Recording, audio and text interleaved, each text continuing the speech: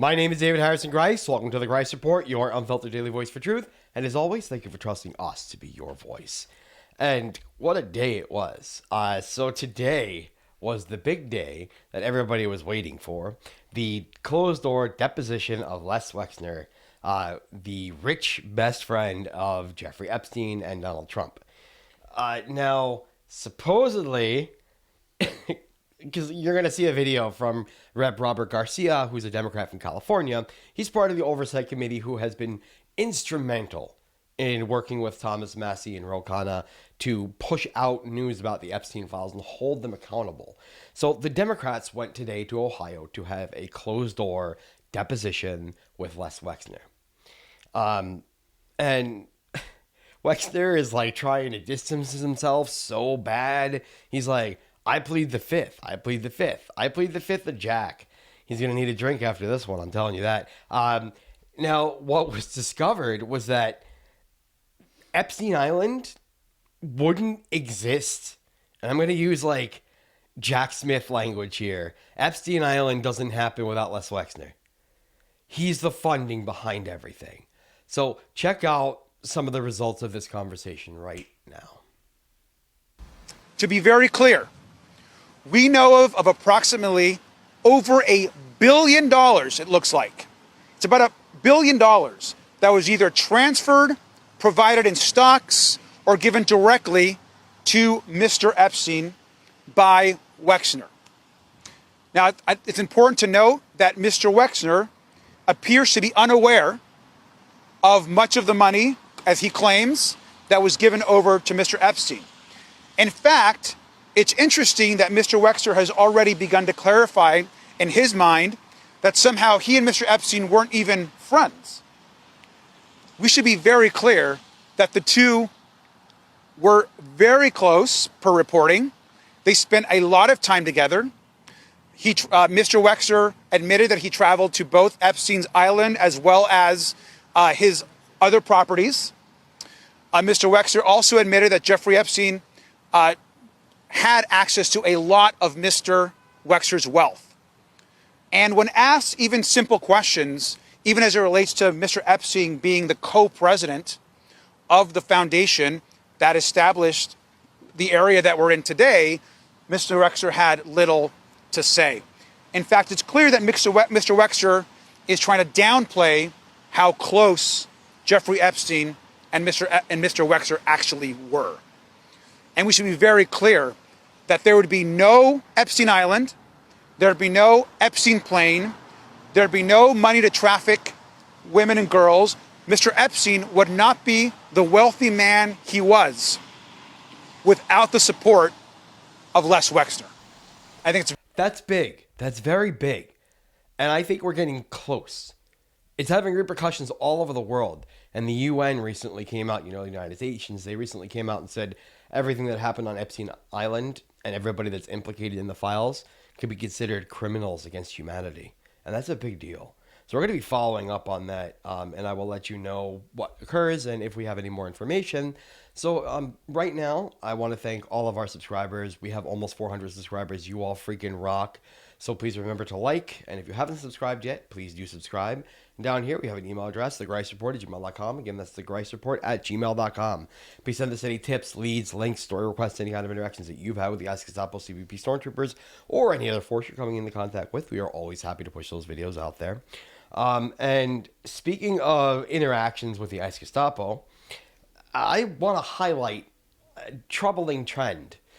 I'm noticing that a lot of the people who have been murdered or otherwise incapacitated by the ICE Gestapo or the ISB security forces that protect ICE, like the LAPD, they've been educators, nurses like Alex Preddy in Minnesota, teachers like Renee Macklin Good, Marimar Martinez, and now Jasmine, this is a 25-year-old from California.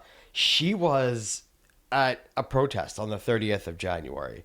Her name is Jasmine Lamos, and you're just going to have to see for yourself the damage that it left her. A less lethal round during an ICE protest last month.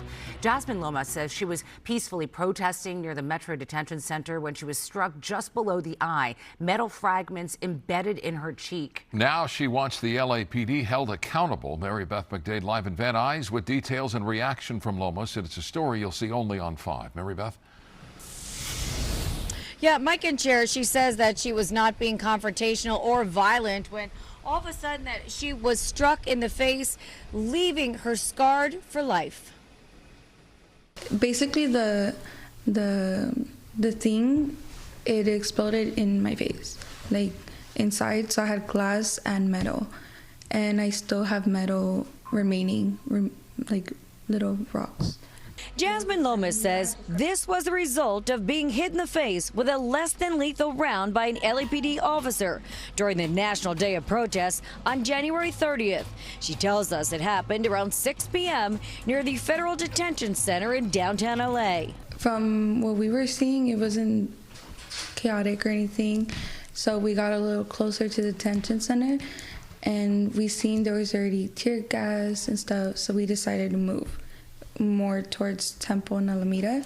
The 25-year-old after-school aide says she was waiting for her ride to pick her up when people began running towards her. All I heard was get out the way, so I don't know if it was the police or the crowd that was yelling. All of a sudden, she says, she was struck in her cheek by what her attorney believes was an indelible paint bullet, narrowly missing her eye. A few protesters then guided her to a nearby EMT. He helped me with the bleeding, and from the reactions I could tell it was like really bad. She tells us she'll need several surgeries and now suffers from constant migraines and PTSD. First, I want to make sure she gets the medical attention that she needs. Jasmine's attorney, Paul Egabala, intends to file a claim this week alleging the LAPD used excessive force. And then he plans to file a federal civil rights lawsuit. We don't want this to. And this is why I refer to these rounds as less than lethal or potentially lethal rounds. She might not be dead, but she's going to have permanent scarring, permanent brain damage, and you heard her speak. She's got things ingrained and embedded in her face that'll never be removed. And those could potentially poison her over time. So these non-lethal or less than lethal weapons that the ICE Gestapo and LAPD and other security forces use really should just be called potentially or possibly lethal. They are not safe to be used. Don't let the term less than lethal trick you into that. The last thing I want to get into, so as you know, New York and New Jersey have been starting to get an increased ICE Gestapo presence. We've been saying that for a couple of weeks, but it's been ramping up. Now there's over 22 reported incidents in just one area of New Jersey alone just today. So I have a video here that comes from West New York. And yes, West New York is in New Jersey. I know it sounds like it's part of New York, but it's not. East New York is in Brooklyn. That's in actual New York. West New York is in New Jersey. We're kind of the same landmass, if you will. This was at 62nd and Bergen Line, and it could have happened in Minnesota. It could have happened in Chicago many months ago. It may be a different scenery, but the game is always the same. 12 armed and masked thugs pinned down and beat down a community member who was unarmed before abducting them and dragging them to a concentration camp. And we must not ever allow ourselves to become desensitized to it. So watch this and still remember to be angry at the end of it. Don't become desensitized. Taser, you want a taser? No. All right. Where do you go? Hands behind your back now. Understood? Hands behind your back now. Hey, stand up. Stand up. Good job. Hey. It's the same kind of thing. We're seeing the same thing all over the country. No one is safe. Nowhere is safe.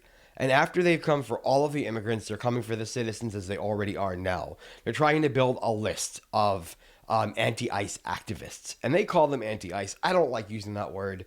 That's what Kash Patel potentially wrote on those bullets all those months ago, and I don't want anything to do with those words, but that's what the media calls us.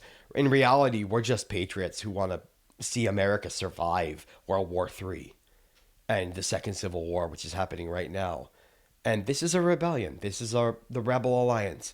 We have formed, we have risen, and we will stop ICE, we will stop Trump, and we will find justice for the survivors of Epstein. My name is David Harrison Greis. Thank you for watching the Greis Report. Thank you for joining the Alliance, and have a great night.